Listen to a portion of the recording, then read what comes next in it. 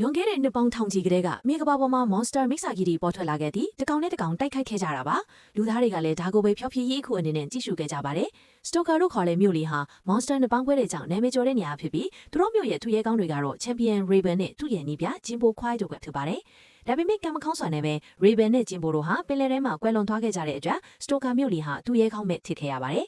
လက်ရှိပစ္စောကန်ကာလမှာတော့ Stalker မြို့ဟာနှစ်ပန်းပွဲနေကျင်းပဖို့အားကစားကွင်းကြီးတစ်ခုကိုပြင်ဆင်ထားပါတယ်။အခုသူတို့မြို့ရဲ့ Champion အသစ်ကတော့ Tentacular လို့ခေါ်တဲ့ငမန်းမစ်စာကြီးဖြစ်ပြီးဂျင်းဘိုရဲ့တပည့်ဟောင်း Siki Martin ကနီးပြပေးနေတာပါ။သူရဲကောင်း Tentacular နဲ့ခွေးဘီလူကြီး King Costa ရဲ့ပွဲစဉ်ကိုကြည့်ရှုဖို့အတွက်မြို့ခံတွေအားလုံးဟာသူတို့ရဲ့ဆိုင်တွေကိုပိတ်ပြီးအလုပ်တွေကိုပါပစ်ထားကြတဲ့အထိပါပဲ။တစ်ဖက်မှာလည်းဂျင်းဘိုမှာဝင်းနီလို့ခေါ်တဲ့သမီးတစ်ယောက်ရှိပါတယ်။သူမဟာ Monster နှစ်ပန်းပွဲတွေကိုအယိုးမူးဝါသနာပါသူဖြစ်ပြီးဖခင်ဖြစ်သူလိုမျိုးနှစ်ပန်းနီးပြတစ်ယောက်ဖြစ်ချင်နေတဲ့သူလည်းဖြစ်ပါတယ်။ပွဲစဉ်ကတော့တကယ်ကိုစတင်လာခဲ့ပါပြီ။ Tentacular တယောက် King Gosh ရဲ့အတေးလဲထုံးနှံမှုကိုခံနေရတာပါအတော်ကြာတိုက်ခိုက်ပြီးတဲ့နောက်မှာတော့ဝင်းနီက Gosh တိုက်ခိုက်တဲ့အခါတိုင်းလောက်လေးရှိရဲ့လှုပ်ဝက်ချက်တစ်ခုကိုတတိထားမိတော့ပါတယ်ဒါနဲ့သူမဟာနပန်းစင်နာကိုအပြေးသွားပြီး Gosh ဟာသူ့အားပြင်းပြင်းနဲ့မထိုးနှက်ခင်မှာလျှာနဲ့နှုတ်ခမ်းကိုတတ်လိရှိရဲ့ဆိုတဲ့အချက်ကို Tentacular ကိုတွားဖြုတ်ပြလိုက်ပါတယ်Tentacular ကလည်းဝင်းနီပေးတဲ့အကြံကိုအသုံးချပြီး Gosh ကိုအားပြင်းနဲ့ရိုက်ချင်တဲ့မြေလဲတင်လိုက်နိုင်ပါတော့တယ်ဒါကြောင့်သူဟာ Stalker ရဲ့ Champion အဖြစ်ဆက်လက်တည်ရှိသွားပြီးလူတိုင်းလည်းဖြိုရှင်သွားကြတာပေါ့ဒါပေမဲ့အောင်ပွဲခံပြီးတာနဲ့ Tentacular ကနောက်ထပ်မြို့တစ်ခုကနေပိုကောင်းတဲ့ကမ်းလှမ်းမှုရထားလို့သူထွက်သွားတော့မယ်လို့အားလုံးကိုကြီးညာလိုက်ပါတယ်။ဆိုလိုတာကတော့ Stalker မြို့လေးမှာသူရဲကောင်းထမရှိတော့ပြန်ပါဘူး။ Stalker မြို့သူမြို့သားတွေဟာအစည်းအဝေးတစ်ခုလုပ်ကြပါတယ်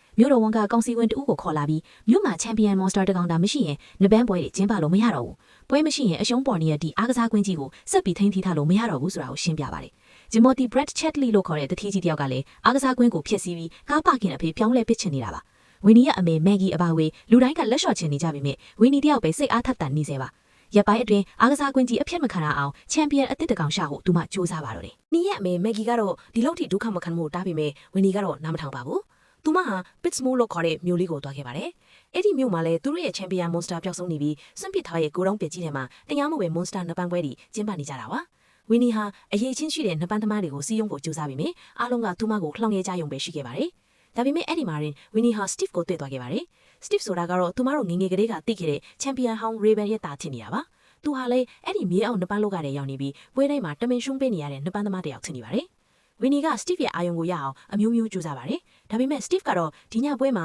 Clank ကိုတမင်ရှုံးပေးရမှာထပ်ပြီးမရှုံးပေးရင်သူတို့ရဲ့ဆီယာမကြီး Lady Mayhem ကစိတ်ဆိုးတော့မှာပါ။ဝီနီရဲ့စိတ်ရှုပ်စရာကောင်းလောက်အောင်တိုက်တွန်းမှုတွေကြောင့် Steve တယောက်စိတ်မရှိဖြစ်ပြီးအငင်းတွေခုန်ထိနေတော့ Clank ကိုမတော်တဆထိုးကျိတ်ပြီးလဲကျသွားစေပါတယ်။ဒီလိုနဲ့ Lady Mayhem တယောက်အဲ့ဒီညအတွက်လောင်ကျဲပစံတွေအကုန်ဆုံးရှုံးသွားပါတော့တယ်။သူမက Steve ကိုအဲ့ဒီငွေတွေကိုချက်ချင်းပြန်ပေးဖို့မပေးနိုင်ရင်လောက်ခရောက်မယ်လို့ချိန်ချောက်ပါတော့တယ်။ဒါကြောင့်မဲ Steve ဟာ Lady Mayhem ရဲ့ရန်ကန်တွေလွတ်အောင်ဝီနီနဲ့အတူ Stalker မြို့ကိုချန်ပီယံအဖြစ်လိုက်သွားဖို့ဆုံးဖြတ်လိုက်ပါတော့တယ်။ဒီလိုနဲ့ဝီနီဟာ Steve ကိုအမြန်ဆုံးအခြေအနေကောင်းလာအောင်စတင်လေ့ကျင့်ပေးပါတော့တယ်။သူတို့နှစ်ပန်းလေ့ကျင့်ရေးခမ်းမတွေကိုဝင်လိုက်တာနဲ့ Steve ဟာသူ့အဖေကသူ့ဝါသနာပါတဲ့ကခုန်ခြင်းကိုအတိအမှတ်မပြုဘဲနှစ်ပန်းကိုပဲဖိအားပေးခဲ့တဲ့အတိတ်ကအမှတ်ရစရာတွေကိုပြန်သတိရလာပါတယ်။ဒါကြောင့်သူဟာပွဲစဉ်တစ်ပွဲတကယ်မရမချင်းဘလို့လေ့ကျင့်မှုမျိုးကိုမှမလုပ်ဘူးလို့ညှင်းဆန်ခဲ့ပါတယ်။နောက်တော့ဝီနီကသူ့ကို Monster နှစ်ပန်းပွဲတွေကျင်းပရဲ့ဂုံတင်သင်းပေါ်ကြီးကစင်းစီခေါ်သွားပါတယ်။အဲ့ဒီရောက်တော့ Ramarilla လို့ခေါ်တဲ့မိစ္ဆာကြီးက Steve ကိုနှစ်ပန်းသက်ဖို့စိန်ခေါ်ပါတော့တယ်။ Steve တယောက် Ramarilla ရဲ့ကြီးမားထွားကျိုင်းလာတဲ့ခန္ဓာကိုယ်ကြီးကိုညင်လိုက်ရတဲ့အခါမှာတကယ်ကိုလန့်သွားခဲ့တာပါ။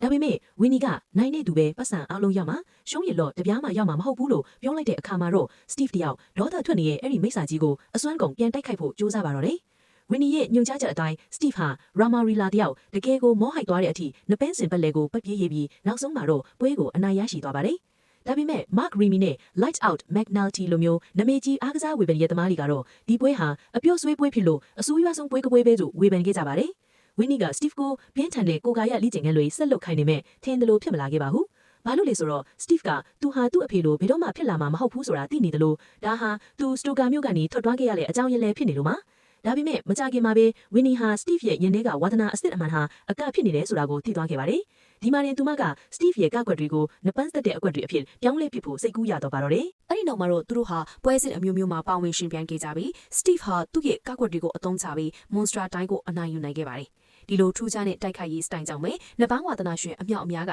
သူ့ကိုတတိထားမိလာပြီးသဘောကျလာကြပါတယ်။ဝီနီက Steve နဲ့ King Gosh တို့ပွဲတီးပေးဖို့စ조사နေတော့မှာပဲမြို့တော်ဝန်နဲ့ကောင်စီဝင်တို့ဟာအားကစားကွင်းကြီးကိုဂျင်မူတီလက်ထဲလွှဲပြောင်းပေးဖို့လက်မှတ်ထိုးရမယ့်အရေးကိုသိလိုက်ရပါတယ်။တကယ်တော့ဒီအားကစားကွင်းကိုဝယ်ယူပြီးဖျက်ဆီးဖို့ကြံစည်နေသူက Tentacular ဖြစ်နေတာပါ သူကလူတွေဟာသူ့ကို Warren Champion Ray-Ban ရဲ့နောက်မှာဒုတိယနေရာမှာပဲအမြဲထားတယ်လို့ယူဆနေတာကြောင့်အားကစားကွင်းကိုဖျက်ဆီးပစ်ခြင်းအားဖြင့် Ray-Ban ရဲ့ဂုဏ်သတင်းကိုပါဖျောက်ဖျက်ပစ်နိုင်မယ်လို့ယုံကြည်နေတာပဲဖြစ်ပါတယ်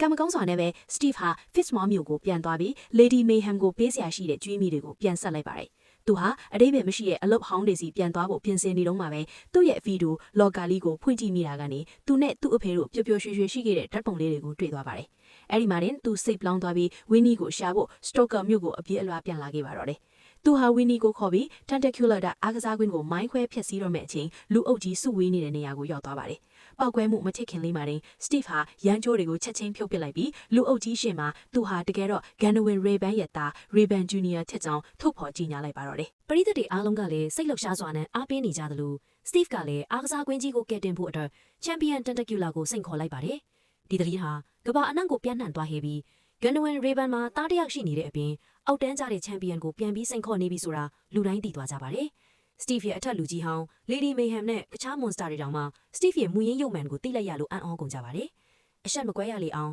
Tentacular ကလည်းဒီစိန်ခေါ်မှုကိုလက်ခံလိုက်ရပါတော့တယ်။ချက်ချင်းဆိုသလိုပဲ Winnie က Steve ကိုပြန်လဲလက်ကျင့်ပေးပြီးမြို့သူမြို့သားအတော်များများကလည်းသူ့ကိုဝိုင်းဝန်းဟာပေးလာကြပါတယ်။နောက်ဆုံးမှာတော့လူတိုင်းဆက်မျိုးနေကြတဲ့ပွဲကြီးပွဲကန်းစတင်ဖို့အချိန်ရောက်လာပါပြီ။ Steve ကနဘန်းစင်ဖော်ကိုတက်လာတဲ့အခါကွင်းလုံးပြပရိသတ်တွေကဝမ်းသာအားရနဲ့သူ့ကိုတောင်းတောင်းဖြတ်ဖြတ်ကြိုးဆိုအားပေးကြပါတယ်။အဲဒီနောက်မှာတော့ Champion Tentacular ကလည်းစင်ဖော်ကိုတက်လာပါတယ်။အဲဒီအချိန်မှာ Steve တယောက်ကြောက်စိတ်ဝင်လာပြီးသူ့ဖေရဲ့ဂုဏ်သတင်းကိုမှီပါမလားဆိုပြီးစိုးရိမ်နေပါတယ်။ဒါပေမဲ့ Winnie ကသူ့ကိုစိတ်ခွန်အားချစ်စေမဲ့စကားတွေနဲ့တေချာတိုက်တွန်းနှီးပြပေးခဲ့လို့ Steve တယောက်တိုက်ပွဲဝင်ဖို့အဆင်သင့်ဖြစ်သွားပါတယ်။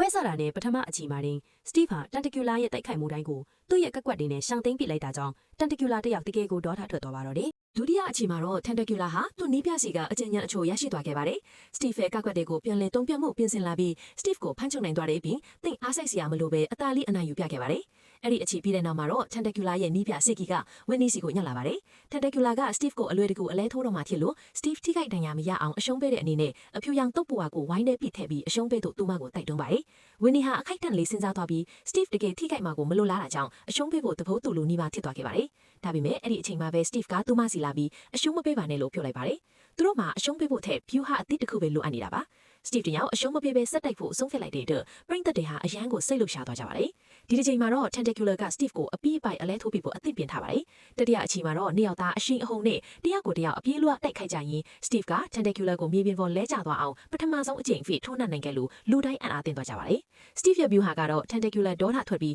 စိတ်ရှုပ်သွားအောင်ကပြန်ပြီးမှပြန်လဲတိုက်ခိုက်ဖို့ပဲဖြစ်ပါတယ်။အတော်ကြာတိုက်ခိုက်ပြီးလေနောက်မှာတော့ Steve ဟာသူ့ရဲ့ခွန်အားရှိသမျှအသုံးချပြီးအမြင့်ဆုံးခုန်တက်က Tentacular ပေါ်ကိုဖိချလိုက်ပေမဲ့နှစ်ယောက်လုံးတတိလစ်ပြီးလဲကျသွားပါတော့တယ်။နှစ်ယောက်လုံးမြေပြင်ပေါ်မှာငြိမ်ချနေတော့မှ Tentacular ကအရင်ဆုံးပြန်ထနိုင်ခဲ့ပါတယ်။အကယ်၍ဒိုင်လူကြီး10ကနန်းမပြည့်ခင်အထိ Steve သာပြန်မထနိုင်ရင် Tentacular ကပွဲကိုအနိုင်ရရှိသွားမှာဖြစ်ပါတယ်။အားလုံးက Steve ပြန်ထလာနိုင်ပေါ်တော့သူ့ရဲ့နာမည်ကိုအော်ဟစ်အားပေးကြပါရယ်။အဲ့ဒီအချိန်မှာပဲ Steve ဟာ RTV ပြန်ထလာနိုင်ခဲ့တယ်လို့ Tentacular ကိုနပန်းစင်ပတ်လေလှည့်ပြန်ချလဲအောင်လှည့်ပေးလိုက်ပြီးနောက်ဆုံးမှာတော့အားပြင်းတဲ့ရိုက်ချက်နဲ့မြေလေတိတ်လိုက်ပါတော့တယ်။ဒီလိုနဲ့ Steve ဟာ Champion တစ်အဖြစ်ကြီးညာချင်းခံရပြီး Tentacular ကတော့အဆက်တကွင်းနဲ့ထွက်ခွာသွားရပါတော့တယ်။ Tentacular ရဲ့နီးပြစစ်ကီကတောင် Winnie ကိုလာရောက်ဂုဏ်ပြုခဲ့ပြီးသူမဟာသူမအခေလိုပဲတော်တဲ့နီးပြတယောက်ထစ်လာပြီးလို့အတိအမှတ်ပြုခဲ့ပါတယ်။ Stoker မျိုးရဲ့ Champion တစ်ထစ်လာတဲ့ Steve အတရပရိသတ်ကြီးတစ်ခုလုံးယူမတအားပြီးခဲ့ကြပါတယ်။အားကစားကွင်းကြီးကိုလည်းဖျက်ဆီးခံရမယ့်အရေးကနေကယ်တင်နိုင်ခဲ့ပြီးလူတိုင်းကလည်းပျော်ရွှင်စွာနဲ့ကခုန်ရင်အောင်ပွဲခံခဲ့ကြပါတော့တယ်။